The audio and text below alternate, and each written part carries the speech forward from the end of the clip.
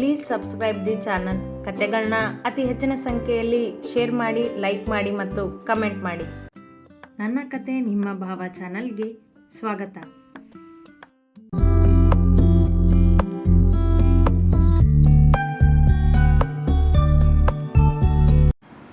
R you okay daddy? ಕೇಳಿದ್ದಳು ಜಾಹ್ನವಿ. ಹರೀಶ್ ಅವರು ಊಟಕ್ಕೆ ಬಂದು ಕುಳಿತಾಗ ದೇವೇಂದ್ರರವರ ವಿಷಯಕ್ಕೆ ಸ್ವಲ್ಪ ಕೋಪಗೊಂಡು ಎದ್ದು ಹೋಗಿದ್ದರಲ್ಲವೇ, ಹಾಗಾಗಿ ಕೇಳಿದಳು. ಹಾ ಜಾನು, ಈಗ ಆ ವಿಷಯ ಬಿಡು. ನಾನು ನಿಮ್ಮಿಬ್ಬರಿಗೆ ಏನೋ ಕೇಳಬೇಕಿತ್ತು ಎಂದ ಹರೀಶ್ ರವರು ಊಟಕ್ಕೆ ಕುಳಿತರು. ಕೇಳಿ ಡ್ಯಾಡಿ ಅವಳೆಂದಾಗ ಸಿದ್ದು ಕೂಡ ಅವರ ಮುಖ ನೋಡಿದ.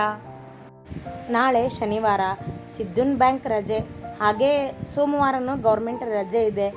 ಸೊ ಈ 3 ದಿನ ನಾವು ಎಲ್ಲಿಗಾದರೂ ಟ್ರಿಪ್ ಹೋಗಿ ಬರೋಣವಾ ಕೇಳಿದರು. ಹಾಗೆ ಯೋಚಿಸಿ, ನಾವೆಲ್ಲ ಬೇಡ, ಅವರಿಬ್ಬರೇ ಹೋಗಿ ಬರಲಿ, ನೀವೇ ಊಟ ಆದಮೇಲೆ ಹೋಗೋ ವ್ಯವಸ್ಥೆ ಮಾಡಿ ಎಂದರು ಭಾಗ್ಯ. ಅವರಿಬ್ಬರ ಮಧ್ಯೆ ಪ್ರೀತಿ ಮೂಡಿಸುವ ಕೆಲಸ ಇವರಿಗೆ. ಹಾಂ, ಇದು ಒಳ್ಳೆ ಉಪಾಯ. ಹೇಗಿದ್ರೂ ಮದುವೆ ಆದಮೇಲೆ ನೀವು ಹನಿಮೂನ್ಗೆ ಹೋಗಿಲ್ಲ. ಮಾತನಾಡುವ ಬರದಲ್ಲಿ ಎಂದು ಬಿಟ್ಟರು ಹರೀಶ್. ಊಟ ಮಾಡುತ್ತಿದ್ದ ಸಿದ್ದು ಅವರ ಮಾತಿಗೆ ನೆತ್ತಿಗೆ ತಾಗಿ ಕೆಮ್ಮಲು ಶುರು ಮಾಡಿದ. ನಿಧಾನ ಸಿದ್ದು ಎನ್ನುತ್ತಾ ಜಾಹ್ನವಿ ಅವನಿಗಾಗಿ ನೀರು ಸುರಿದುಕೊಟ್ಟಳು. ಭಾಗ್ಯ ನಕ್ಕರು ಸದ್ದಿಲ್ಲದೆ. ಆಗ ಹರೀಶ್ ಅವರಿಗೆ ತಾವು ಆಡಿದ ಮಾತಿನ ಅರಿವಾಯಿತು. ಅಂದರೆ ನಿಮಗೆ ಸ್ವಲ್ಪ ಜಾಗ ಬದಲಾಗಿರಲಿ ಅಂತ. ಮದುವೆ ಆದಮೇಲೆ ಇಬ್ಬರು ಬರೀ ಕೆಲಸ ಅಂತಲೇ ಓಡಾಡ್ತಿದ್ದೀರಾ. ಅದರಲ್ಲಿ ಈ ಮನೆ ಜಗಳ ಬೇರೆ ಆಗಿತ್ತು. ಸೊ ನಿಮಗೆ ಸ್ವಲ್ಪ ರಿಫ್ರೆಶ್ ಆಗುತ್ತೆ. ನೀವಿಬ್ಬರು ಎಲ್ಲಿಗಾದರೂ ಹೋಗಿ ಬನ್ನಿ ಎಂದರು ಮತ್ತೆ ಮಾತು ಮರೆಸುತ್ತಾ. ಸಿದ್ದು ಏನೂ ಮಾತನಾಡಲಾಗದೆ ಜಾಹ್ನವಿಯತ್ತ ನೋಡಿದ. ಸಿದ್ದು, ಹೆಂಡತಿ ಮುಖ ಯಾಕೆ ನೋಡ್ತಿದ್ಯಾ? ಅವಳು ಒಪ್ಪಿದ್ರೇ ನೀನು ಒಪ್ಪೋದು ಅನಿಸುತ್ತೆ ಎಂದರು ಭಾಗ್ಯ ಛೇಡಿಸಿ. ಹೌದು ಅತ್ತೆ, ನಾನು ಇಂಥದ್ರಲ್ಲಿ ಆಸಕ್ತಿ ಇರೋನಲ್ಲ. ಅದಕ್ಕೆ ಜಾಹ್ನವಿ ಹೇಗೆ ಹೇಳ್ತಾಳೋ ಹಾಗೆ ಎಂದ. ಅವಳ ಖುಷಿಗೆ ಅಡ್ಡಿಪಡಿಸದವ ಅವ. ಅಂದರೆ ನಿನಗೆ ಇಷ್ಟ ಇಲ್ಲ ಅಂತಾಯ್ತು ಎಂದಳು ಜಾಹ್ನವಿ ತಟ್ಟನೆ. ಹಾಗೇನಿಲ್ಲ ಜಾಹ್ನವಿ ಎಂದನವ. ನೋ, ಏನೂ ಬೇಡ, ಎಲ್ಲಿಗೂ ಹೋಗೋದು ಬೇಡ, ಒಂದೇ ಬಾರಿಗೆ ಎಂದು ಬಿಟ್ಟಳು ಮುನಿಸಾಗಿ. ತಾವಿಬ್ಬರೇ ಎಲ್ಲಿಗಾದರೂ ಹೋಗುವ ಯೋಚನೆ ಮೂಡುತ್ತಿದ್ದಂತೆ ಸಣ್ಣ ಆಸೆ ಮೊಳಕೆಯೊಡೆದಿತ್ತು ಅವಳಲ್ಲಿ. ಪ್ರೀತಿಯ ದಾರಿ ಹಿಡಿದವಳಲ್ಲವೇ ಅವಳು ಈಗ. ಆದರೆ ಸಿದ್ದು ಆಸಕ್ತಿ ಇಲ್ಲ ಎಂದಿದ್ದು ಅವಳಿಗೆ ಬೇಸರವಾಗಿತ್ತು. ಆ ಬೇಸರ ಮುನಿಸಾಯಿತು. ಯಾಕೆ ಜಾನು ಕೇಳಿದರು ಹರೀಶ್. ಸಿದ್ದುಗೆ ಇದರಲ್ಲೆಲ್ಲ ಇಂಟ್ರೆಸ್ಟ್ ಇಲ್ವಂತೆ ಡ್ಯಾಡಿ, ಸೊ ಬೇಡ ಮುಖ ಊದಿಸಿಕೊಂಡೇ ಎಂದು ಊಟ ಮುಂದುವರಿಸಿದಳು ಜಾಹ್ನವಿ. ಅದು ಮಾತನಾಡಲು ನೋಡಿದ ಸಿದ್ದುನ ಮಾತನ್ನು ಕೇಳದೆ, ನೋ ಸಿದ್ದು, ಬೇಡ ಅಂತ ಹೇಳಿದ್ನಲ್ಲ, ಮುಗಿತು ಮಾತು ಒದರಿಬಿಟ್ಟಳು ಕೋಪದಲ್ಲಿ. ಅವಳಿಗೆ ತನ್ನ ಮಾತಿನಿಂದ ಕೋಪ ಬಂದಿದೆ ಎಂದು ಅರಿತ ಸಿದ್ದು ಮೌನವಾದ. ಮನೆಗೆ ಹೋಗುವಾಗ ಅವಳನ್ನು ಮಾತನಾಡಿಸಿ ಕೋಪ ತಣಿಸಬೇಕು ಎಂದುಕೊಂಡ. ಅವನ ಮೇಲಿನ ಕೋಪವನ್ನು ಜಾಹ್ನವಿ ಭಾಗ್ಯರವರ ಮೇಲೆ ತೋರಿಸದೆ ಅವರ ಜೊತೆ ಮಾತನಾಡುತ್ತಾ ಊಟ ಮಾಡಿದಳು. ಊಟ ಮುಗಿದ ನಂತರ ಸ್ವಲ್ಪ ಹೊತ್ತು ಕುಳಿತಿದ್ದು ಹರೀಶ್ ಮತ್ತು ಭಾಗ್ಯರವರಿಗೆ ತಿಳಿಸಿ ಮನೆಗೆ ಹೊರಟರು ಇಬ್ಬರು. ಜಾಹ್ನವಿ ಅವನ ಜೊತೆ ಒಂದೂ ಮಾತು ಆಡಿರಲಿಲ್ಲ. ಈಗಲೂ ಅವನ ಜೊತೆ ಬೈಕಿನಲ್ಲಿ ಹಿಂದೆ ಕುಳಿತವಳ ಮೊಗ ಊದಿಕೊಂಡಿತ್ತು. ಅದು ಸಿದ್ಧಾರ್ಥನಿಗೆ ಒದ್ದಾಟವೇ. ಮುದ್ದಾಗಿ ವಟವಟ ಎನ್ನುವ ಮಡದಿ ಹೀಗೆ ಮುನಿಸಿಕೊಂಡು ಮೌನಿಯಾದರೆ ಅವ ಹೇಗೆ ಸಹಿಸುವ? ಅವಳ ಮುನಿಸನ್ನು ಮರೆಸುವ ಕೆಲಸ ಅವನದ್ದೇ ಅಲ್ಲವೇ ಈಗ? ಜಾಹ್ನವಿ ಕರೆದವನ ಧ್ವನಿಯಲ್ಲಿ ಪ್ರೀತಿ ಇತ್ತು. ಅವ ಕರೆದದ್ದು ಕೇಳಿಯೇ ಇಲ್ಲವೆಂಬಂತೆ ಅತ್ತಿತ್ತ ನೋಡುತ್ತಾ ಕುಳಿತಿದ್ದಳು ಜಾಹ್ನವಿ. ಜಾಹ್ನವಿ, ನಿನ್ನನ್ನೇ ಕರೆದಿದ್ದು ನಾನು ಎಂದ ಮತ್ತೆ. ಹೇಳು ಮುನಿಸಲ್ಲೇ ಉಸುರಿದಳು. ಕೋಪನ ನನ್ನ ಮೇಲೆ ಕೇಳಿದ ಅವಳತ್ತ ಒಮ್ಮೆ ತಿರುಗಿ ನೋಡಿ ಮತ್ತೆ ದಾರಿ ನೋಡುತ್ತಾ. ಇಲ್ಲ, ಅದನ್ನು ಕೋಪದಲ್ಲೇ ಎಂದವಳ ಕೋಪ ತಿಳಿಯದೇ ಇರುವುದೇನೋ ಅವನಿಗೆ. ನೀನು ಇಲ್ಲ ಅನ್ನೋದರಲ್ಲೇ ಇದೆ ಅಂತ ಗೊತ್ತಾಯಿತು ಎಂದ. ಮಾತನಾಡಲಿಲ್ಲ ಅವಳು. ಜಾಹ್ನವಿ, ನಾನು ಯಾವತ್ತೂ ಆ ಥರ ಟ್ರಿಪ್ ಅಂತ ಹೋಗಿರೋನೇ ಅಲ್ಲ. ಅದಕ್ಕೆ ನೀನು ಇಷ್ಟ ಕೇಳಿದೆ ಅಷ್ಟೇ ಎಂದ ಅವಳಿಗೆ ತನ್ನ ಮನ ತಿಳಿಸುವ ಪ್ರಯತ್ನ ಮಾಡುತ್ತಾ. ಅವನಿಗೆ ಆ ರೀತಿ ಟ್ರಿಪ್ ಹೋಗಲು ಜೊತೆಗಾದರೂ ಯಾರಿದ್ದರು? ಒಬ್ಬಂಟಿ ಆಗಿದ್ದವನಲ್ಲವೇ ಅವ? ಯಾವತ್ತೂ ಹೋಗಿಲ್ಲ ಅಂದಮೇಲೆ ಈಗ ಹೋಗಬಹುದು ಅಲ್ವಾ? ಇನ್ನೂ ಮುನಿಸು ಅವಳ ಮಾತಲ್ಲಿ. ಹೋಗೋಣ ಅಂತ ಹೇಳಿದ್ನಲ್ಲ, ಅದಕ್ಕೆ ನನ್ನ ವಿರೋಧ ಇಲ್ಲ. ಆದರೆ ನಿನಗೆ ಇಂಟ್ರೆಸ್ಟ್ ಇಲ್ವಲ್ಲ, ನನಗೋಸ್ಕರ ಹೋಗೋಣ ಅಂತಿದ್ಯಾ ನೀನು. ಅದೇ ನಿನಗೆ ಹೋಗೋ ಇಷ್ಟ ಇದ್ದಿದ್ರೆ ನೀನೇ ಎಲ್ಲಿಗೆ ಹೋಗೋದು, ಯಾವಾಗ ಹೋಗೋದು ಅಂತ ಡಿಸೈಡ್ ಮಾಡ್ತಿದ್ದೆ ಎಂದಳು. ಇಬ್ಬರು ಅಪಾರ್ಟ್ಮೆಂಟ್ ಒಳ ಬಂದರು. ಬೈಕ್ ನಿಲ್ಲಿಸಿ ಕೆಳಗಿಳಿದಾಗ, ಈಗೇನು ಸಮಯ ಮೀರಿಲ್ಲ, ಹೋಗೋಣ ಎಂದು ಮೆಟ್ಟಿಲು ಹತ್ತುತ್ತಾ ಬಂದ ಅವಳ ಜೊತೆ. ಬೇಡ, ಈಗ ನನಗೆ ಇಂಟ್ರೆಸ್ಟ್ ಇಲ್ಲ ಎಂದವಳು ಪಟಪಟನೆ ಮೆಟ್ಟಿಲು ಹತ್ತಿ ನಡೆದಳು. ಅವ ಮನೆಯ ಬಾಗಿಲು ತೆಗೆದಾಗ ಮುನಿಸಲ್ಲೇ ಕೋಣೆ ಸೇರಿದಳು. ಇವಳು ಕೋಪ ಕಡಿಮೆ ಮಾಡೋದು ಹೇಗೆ ಎಂದುಕೊಳ್ಳುತ್ತಿದ್ದ ಸಿದ್ದುಗೆ ಚಂದ್ರುನ ಕರೆ ಬಂದಿತು. ಅದೇ ಸಮಯಕ್ಕೆ ಅವನ ಕಾಲ್ ರಿಸೀವ್ ಮಾಡಿ ಮಾತನಾಡುತ್ತಾ ಬಾಲ್ಕನಿಗೆ ನಡೆದ.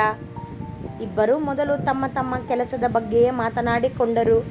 ನಂತರ ಶುರುವಾಯಿತು ಸಿದ್ಧಾರ್ಥನ ಸಂಸಾರದ ಮಾತುಗಳು. ಜಾಹ್ನವಿ ಹೇಗಿದ್ದಾಳೆ? ನಿನಗೆ ಅವಳಿಗೆ ಅಡ್ಜಸ್ಟ್ ಆಗ್ತಿದೆ ತಾನೇ ಕೇಳಿದ ಚಂದ್ರು. ಹಾಂ, ಚೆನ್ನಾಗಿದ್ದಾಳೆ ಚಂದ್ರು. ಈಗ ಸದ್ಯಕ್ಕೆ ನನ್ನ ಮೇಲೆ ಕೋಪ ಮಾಡ್ಕೊಂಡಿದ್ದಾಳೆ ಎಂದ ಸಿದ್ಧಾರ್ಥ್ ಇವನ ಜೊತೆ ಸಲುಗೆಯಿಂದಲೇ ಮಾತನಾಡುವವ. ನಿನ್ನ ಮೇಲೆ ಕೋಪ ಮಾಡ್ಕೊಂಡಿದ್ದಾಳಾ?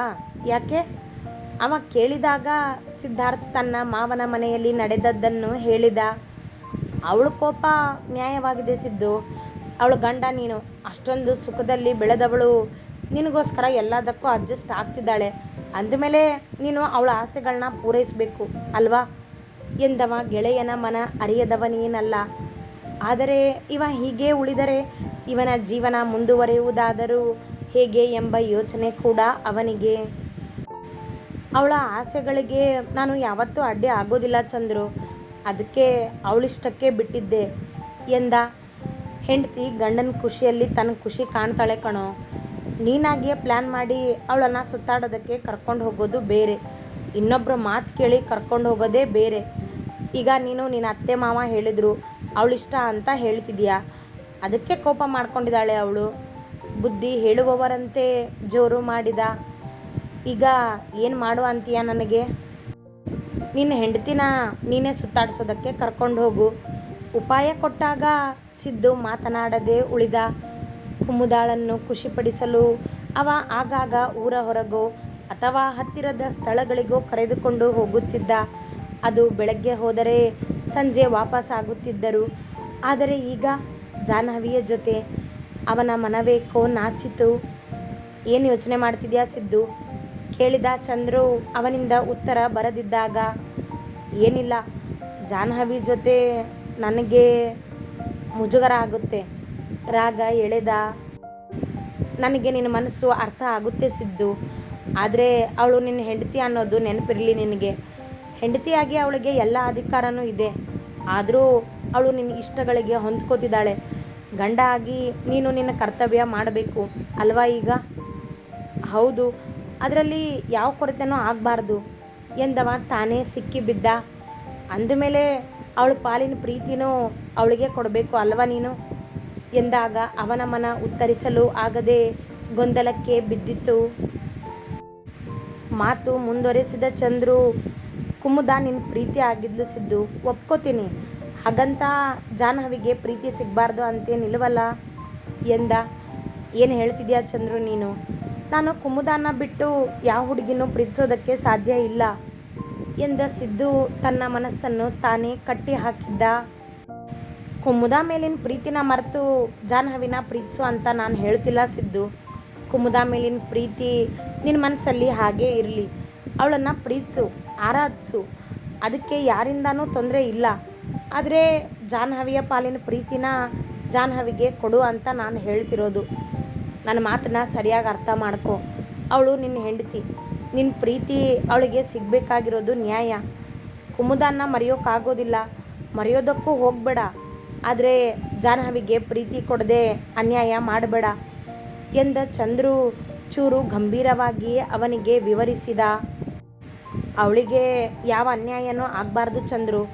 ಜಾಹ್ನವಿ ನನ್ನ ಮೇಲೆ ತುಂಬ ನಂಬಿಕೆ ಇಟ್ಟಿದ್ದಾಳೆ ಎಂದ ಸಿದ್ಧಾರ್ಥನಿಗೆ ಜಾಹ್ನವಿಯ ಮನ ಚೆನ್ನಾಗಿ ಅರ್ಥವಾಗಿತ್ತು. ಅವಳಿಗೆ ಯಾವ ಅನ್ಯಾಯನೂ ಆಗಬಾರ್ದು ಅಂದರೆ ನೀನು ಅವಳಿಗೆ ಪ್ರೀತಿ ಕೊಡು, ನಿನ್ನ ಮನಸ್ಸಲ್ಲಿ ಜಾಗ ಕೊಡು. ಅವಳು ನಿನ್ನ ಹೆಂಡತಿ ಅನ್ನೋದನ್ನು ಮನಸಾರೆ ಒಪ್ಕೋ. ಬಹುಶಃ ಅವಳಿಗೂ ನಿನ್ನ ಮೇಲೆ ಪ್ರೀತಿ ಇರಬಹುದು, ಇರದಿದ್ದರೆ ಮುಂದೆ ಆಗಬಹುದು. ನಿಮ್ಮಿಬ್ಬರ ಜೀವನ ಚೆನ್ನಾಗಿರಲಿ ಅಂತ ಇದನ್ನೆಲ್ಲ ಹೇಳ್ತಿದ್ದೀನಿ ಸಿದ್ದು. ಇರೋ ಈ ಚಿಕ್ಕ ಜೀವನನ ಖುಷಿಯಿಂದ ಅನುಭವಿಸು. ಸಾವು ಹೇಗೆ ಯಾವಾಗ ಬರುತ್ತೆ ಅಂತ ವಿವರಿಸಿ ಹೇಳಬೇಕಿಲ್ಲ ನಾನು. ಇರೋ ಅಷ್ಟು ದಿನ ನಮ್ಮವರನ್ನು ಖುಷಿಯಾಗಿಡೋಣ. ಇನ್ನೂ ನಿನಗೆ ಅಂತ ಇರೋ ಜೀವ ಜಾಹ್ನವಿ. ನಿನ್ನ ಖುಷಿಗೋಸ್ಕರ, ನಿನ್ನ ಜೊತೆಯಾಗಿ ಇರೋದಕ್ಕೋಸ್ಕರ ಹಠ ಮಾಡಿ ನಿನ್ನನ್ನು ಮದುವೆ ಆಗಿದ್ದಾಳೆ ಅವಳು. ಅಂದಮೇಲೆ ಅವಳಿಗೆ ಅನ್ಯಾಯ ಮಾಡಬೇಡ. ಅವಳು ಕೇಳೋ ಖುಷಿನ ಅವಳಿಗೆ ಕೊಡು, ಅವಳ ಪಾಲಿನ ಪ್ರೀತಿನ ಅವಳಿಗೆ ಕೊಡು. ಇದ್ರ ಬಗ್ಗೆ ನೀನೇ ಕೂತ್ಕೊಂಡು ಯೋಚನೆ ಮಾಡು, ಎಲ್ಲ ನಿನಗೆ ಅರ್ಥ ಆಗುತ್ತೆ ಎಂದ ಚಂದ್ರು ಕಾಲ್ ಕಟ್ ಮಾಡಿದ. ಸಿದ್ದು ನೂರಾರು ಯೋಚನೆಗಳೊಂದಿಗೆ ಬಾಲ್ಕನಿಯ ಗೋಡೆಗೆ ಬೆನ್ನು ಆನಿಸಿ ಕುಳಿತ. ಚಂದ್ರು ಹೇಳಿದ ಪ್ರತಿಯೊಂದು ಮಾತಿನಲ್ಲೂ ಸತ್ಯವಿತ್ತು. ಜಾಹ್ನವಿ ತನ್ನನ್ನು ನಂಬಿ ಬಂದಿರುವ ಹೆಣ್ಣು. ಅವಳ ಆಸೆ ಕನಸುಗಳು ಏನೇ ಇರಲಿ ಅದನ್ನು ಈಡೇರಿಸುವುದು, ಅವಳ ಜೊತೆಯಾಗಿರುವುದು ತನ್ನ ಕರ್ತವ್ಯ ಅಲ್ಲವೇ? ಇದೇ ನಿರ್ಧಾರ ಕುಮುದಾಳಿಗೋಸ್ಕರ ಇತ್ತೆಂದ ಮೇಲೆ ಜಾಹ್ನವಿಗೂ ಅದೇ ನ್ಯಾಯ ಸಿಗಬೇಕಲ್ಲವೇ? ಜಾಹ್ನವಿಯ ಜಾಗದಲ್ಲಿ ಕುಮುದ ಇದ್ದಿದ್ದರೆ ತಾನು ಏನು ಮಾಡುತ್ತಿದ್ದನೆಂದು ಒಮ್ಮೆ ಯೋಚಿಸಿದ. ತನ್ನ ಪ್ರೀತಿ ಕಾಳಜಿ ಎಲ್ಲವೂ ಜಾಹ್ನವಿಗೂ ಸಿಗಬೇಕಾಗಿರುವುದು ನ್ಯಾಯವೆಂದು ಮನಸ್ಸು ಹೇಳಿತು. ಕುಮುದಾಳನ್ನು ಮರೆತು ಜಾಹ್ನವಿಗೆ ಪ್ರೀತಿ ಕೊಡೋದಕ್ಕೆ ಆಗೋದಿಲ್ಲ ನನ್ನಿಂದ. ಆದರೆ ಖಂಡಿತ ಜಾಹ್ನವಿಗೆ ಕೊಡಬೇಕಾಗಿರೋ ಪ್ರೀತಿನ ಕೊಡ್ತೀನಿ. ಇನ್ನು ಮುಂದೆ ಅವಳು ನನ್ನ ಹೆಂಡತಿ ಅನ್ನೋದನ್ನು ಮನಸ್ಸಿನಿಂದ ಒಪ್ಕೋತೀನಿ ಎಂದು ತನ್ನಲ್ಲೇ ನಿರ್ಧರಿಸಿದವ ಮೇಲೆದ್ದು ಕೋಣೆಗೆ ಬಂದ. ಆಗಲೇ ನಿದ್ದೆಗೆ ಜಾರಿದ್ದಳು ಅವನ ಮುದ್ದಿನ ಮಡದಿ. ಕೋಪ ಮಾಡಿಕೊಂಡೇ ಮಲಗಿದಾಳ ಇವಳು ಎಂದುಕೊಂಡವ ಬಟ್ಟೆ ಬದಲಾಯಿಸಿ ಬಂದು ಅವಳ ಪಕ್ಕದಲ್ಲಿ ಮಲಗಿದ. ಏಕೋ ನಿದ್ದೆ ಸುಳಿಯಲಿಲ್ಲ ಬೇಗ. ಜಾಹ್ನವಿಯತ್ತ ತಿರುಗಿ ಅವಳನ್ನೇ ದಿಟ್ಟಿಸಿದ. ನನ್ನ ಜೊತೆ ಎಲ್ಲಿಗಾದರೂ ಹೊರಗಡೆ ಹೋಗೋ ಆಸೆ ಅಲ್ವಾ ನಿನಗೆ? ಎಲ್ಲಿ ಕರ್ಕೊಂಡು ಹೋಗಲಿ ನಿನ್ನನ್ನು ಎಂದು ಕ್ಷಣ ಯೋಚಿಸಿದವನಿಗೆ ಜಾಗವೊಂದು ಹೊಳೆಯಿತು. ನಾನು ತುಂಬ ವರ್ಷ ಆಯಿತು ಅಲ್ಲಿಗೆ ಹೋಗಿಲ್ಲ. ಕುಮುದ ಹೋಗ್ಬಾಸಿದ್ದು ಅಂತ ಹೇಳ್ತಾನೇ ಇದ್ಲು, ಆದರೆ ನಾನೇ ಹೋಗಿರಲಿಲ್ಲ. ಈಗ ನನ್ನ ಹೆಂಡ್ತಿನ ಕರ್ಕೊಂಡು ಹೋಗ್ತೀನಿ. ಇದು ನಿನಗೂ ಸರ್ಪ್ರೈಸ್ ಇರಲಿ ಜಾಹ್ನವಿ ಎಂದುಕೊಂಡವ ಅವಳನ್ನು ನೋಡಿ ಮುಗುಳ್ನಗುತ್ತಾ ಕಣ್ಮುಚ್ಚಿದ. ಅತಿ ಹೆಚ್ಚಿನ ಕಥೆಗಳಿಗಾಗಿ ಹಿಂಬಾಲಿಸಿ ಪ್ರತಿಲಿಪಿ ಆ್ಯಪ್ನಲ್ಲಿ ಪ್ರತಿಮಾ SH ಅವರನ್ನು.